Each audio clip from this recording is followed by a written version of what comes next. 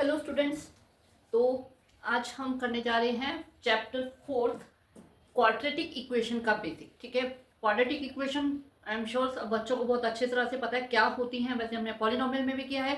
फिर भी मैं बता देती हूँ, जिसकी डिग्री 2 होती है उसे क्वाड्रेटिक इक्वेशन बोलते हैं। जैसे x² minus 4x, this is a quadratic.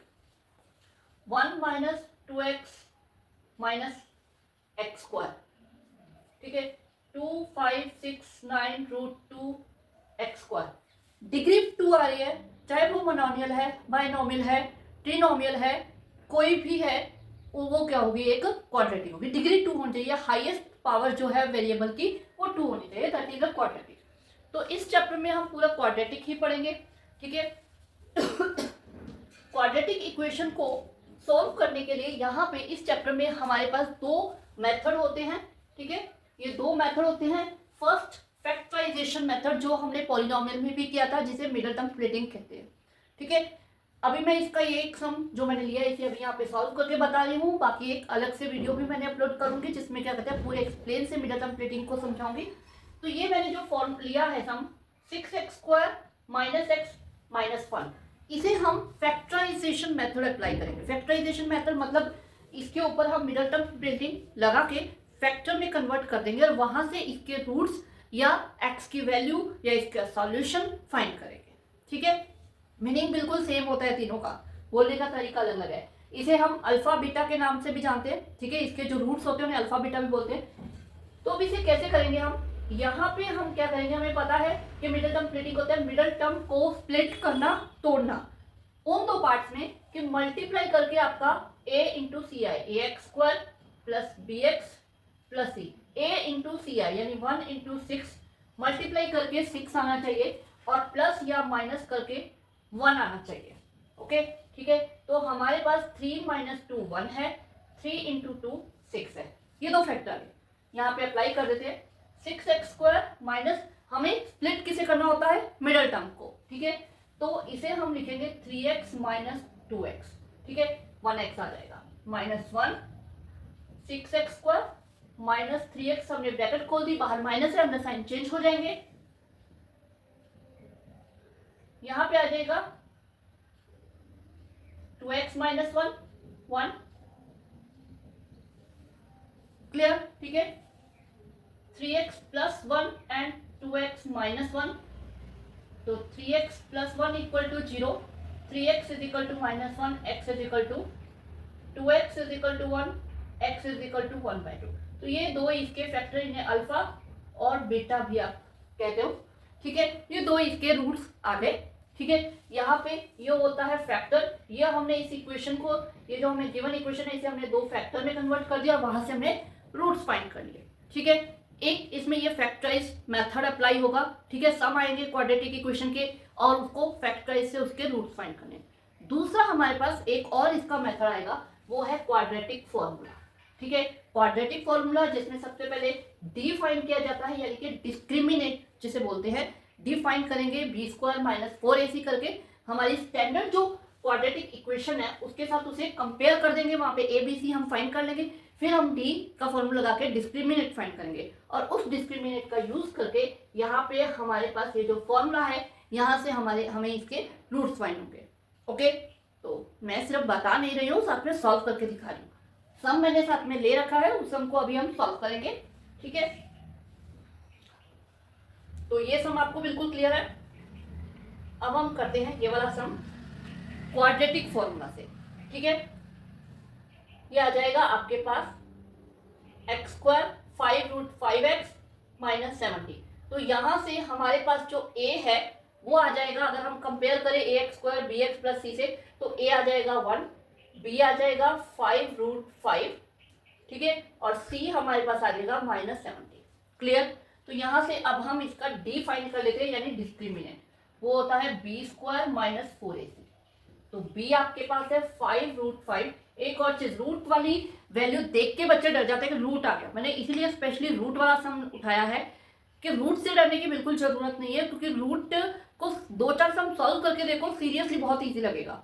ठीक है, तो -4 × 1 × -70, तो 5√5 का अगर हम स्क्वायर करते हैं तो सिंपली सॉल्व करना है, जैसे हम सॉल्व करते हैं 5√5 इंटू 5√5, तो 5 5 ज़रा हो जाएगा 25, √5 इंटू √5 5 हो जाएगा, ये आ जाएगा 125। ओके ठीक है। अब ये माइनस माइनस साइन हो जाएगा प्लस, 74 ज़रा हो जाएगा 280। क्लियर, ऐड कर दिया, ये आ जाएगा 405।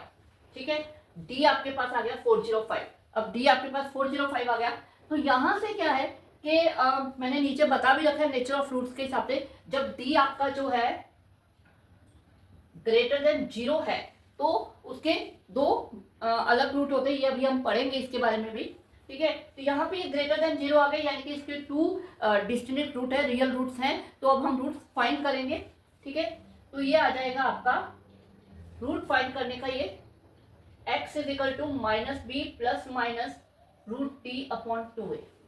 ठीक है, तो अब देखो नेचर ऑफ, यहाँ पे क्या है, जब हम इतना d फाइंड कर लेते हैं तो उसके बाद क्या होता है कि हमें पता चल जाता है कि इसके जो आने वाले रूट्स हैं वो कैसे होंगे, उनका नेचर ऑफ रूट्स पता चल जाएगा। नेचर ऑफ रूट जो कि इस चैप्टर का बहुत इंपॉर्टेंट क्वेश्चन है, इसके बेस पे डेफिनेटली एक क्वेश्चन आता ही आता है।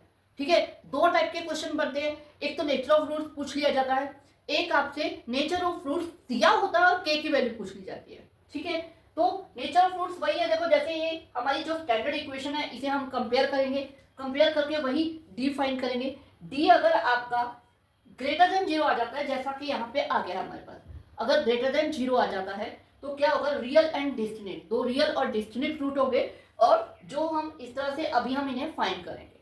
ठीक है, और अगर केस 2 है, अगर d इक्वल टू 0 आ जाए, यहाँ पे 405 ना आके 0 आ जाता, d अगर आपका 0 आ जाता, ठीक है, तो भी हम इसी फॉर्मूले में क्या होगा कि उसके क्या होंगे, roots are real and equal, real roots होंगे लेकिन इक्वल होंगे, यहाँ पे अलग अलग होंगे। ठीक है, यहाँ पे दोनों रूट्स सेम होंगे। ठीक है, जैसे इसको मैं आपको बताती हूँ कैसे होगा। अब अगर आपका d मान लो 0 आ गया तो यहाँ पे क्या हो जाएगा, -b प्लस माइनस 0/2a। ठीक है, तो ये तो 0 हो गया, 0 का रूट 0 हो गया। ठीक है, 0 का रूट 0 हो गया, तो ये आ जाएगा -b/2a। अब दोनों रूट सेम यही है, तो रियल और इक्वल हो गए। ठीक है, इसमें कोई रूट वाली वैल्यू नहीं आई, कोई नेगेटिव वैल्यू नहीं आई, तो रूट्स हमारे पास इस तरह से आ गए। यही अगर आपका d नेगेटिव आ जाए, d नेगेटिव आ जाता है, ये 405 पॉजिटिव ना आके मान लो यहाँ पे माइनस का साइन होता, ये सब्ट्रैक्ट होके बड़ी रकम का साइन आके माइनस का आ जाता, d नेगेटिव आ जाए। अब d यहाँ पे हम नेगेटिव पुट करते हैं, -b प्लस माइनस जो भी आएगा माइनस का मान लो। ठीक है, नेगेटिव मान लो माइनस का 5 आ गया। ठीक है, अब रूट के अंदर माइनस आना, माइनस का जो रूट होता है ये अयोटा नाम की एक कह सकते हो प्राणी होता है, बहुत बुरा प्राणी होता है, बच्चों को बहुत परेशान करता है, लेकिन कब परेशान करता है, 11 12 में जाके, 10 तक परेशान नहीं करता है।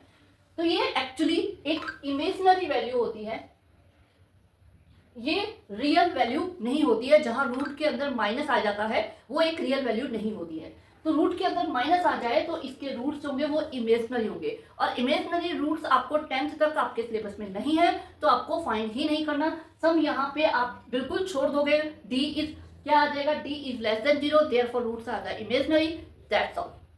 ओके, नेचर ऑफ रूट्स पूछा हो तो आपको ही पता चल जाएगा कि क्या नेचर है, वो बता देना है। अगर आगे रूट्स फाइंड करने के लिए बोला गया कि अगर रियल रूट्स है तो फाइंड करो, तो इमेजिनरी लिख के उसको सम अप हो जाएगा।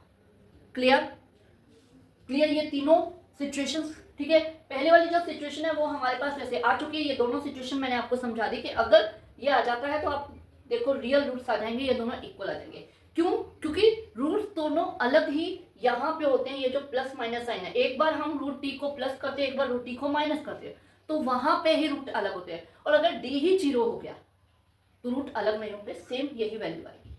ठीक है, तो अब हम इसके रूट जो हम सॉल्व कर रहे थे उसके हम रूट फाइंड कर लेते हैं।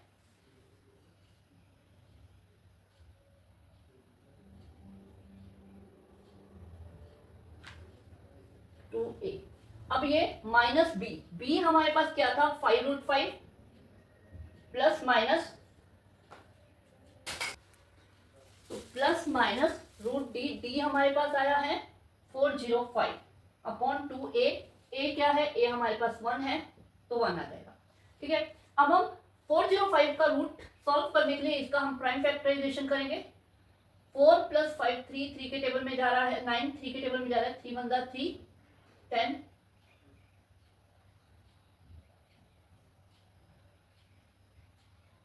3 के, फिर अगेन 3 के टेबल में जा रहा है 12 15, अगेन ये 3 की टेबल में जा रहा है 15, अगेन 3 की टेबल में जाएगा और ये आ जाएगा 5। तो आप देख सकते हो 3 के 2 बार पेयर बन गए हैं, तो एक 3 यहाँ से लिया और एक 3 वहां से लिया, तो ये आ जाएगा 9 और 3 इसमें से 3 इसमें से, इसका ये 9 आ गया। ठीक है, तो यहाँ पे हमारे पास अल्फा आ जाएगा -b यानी कि -5√5 प्लस, पहले हम प्लस का साइन ले लेते हैं, प्लस इसका आ जाएगा आपका 9√5/2। ठीक है, और फिर बीटा आ जाएगा आपके पास -5√5 माइनस का, ये साइन बिल्कुल अलग अलग करके, इसी से हमारे दो डिस्क्रिमिनेंट रूट बनते हैं 9√5/2। ठीक है, तो यहाँ पे क्या है, √5 आ गया तो उसके कोफिशिएंट ऐड सब्ट्रैक्ट हो जाएंगे, 9 - 5 ये हो जाएगा 4√5/2 साइन बड़ी रकम का। ये हमारे पास जो अल्फा है वो आ जाएगा 2√5। सेम इसी तरह इधर माइनस माइनस प्लस, ये आ जाएगा -14√5/2, तो ये आपके पास कट के आ जाएगा -7√5 बेटा। ओके, तो इस तरह से हमारे डिस्टिंक्ट रूट आ गए। ठीक है, क्योंकि यहाँ पे जो डी है वो ग्रेटर देन 0 आया था, अगर डी इक्वल टू 0 आ जाता है तो रियल एंड इक्वल रूट्स आते हैं, डी अगर आपका लेस देन 0 आता है तो इमेजिनरी रूट आ जाते हैं और वहीं पे हम सम खत्म कर देते हैं। ठीक है, इसके बाद इसका एक और क्वेश्चन बनता है इस चैप्टर में, मतलब या तो ये दे दिया जाता है कि आपको इक्वेशन दे दी, क्वाड्रेटिक दे दी और उसके नेचर ऑफ फ्रूट्स पूछ लिए। ठीक है, तो वहां तो आप डिफाइन कर दोगे और उसे नेचर ऑफ फ्रूट्स बता दोगे। एक बनता है कि नेचर ऑफ फ्रूट्स दे रखा है और आपको के की वैल्यू फाइंड करने के लिए बोला गया। ठीक है, तो ये हम जो है ये दोनों क्वेश्चन, ये जो क्वेश्चन है के की वैल्यू फाइंड करना, ये हम नेक्स्ट वीडियो में करेंगे। ठीक है, ये थोड़ा सा ज़्यादा लंबा हो जाएगा। ठीक है, तो इस वीडियो को यहीं पे टू बी कंटिन्यू में हम छोड़ते हैं। ओके, तो चलते हैं।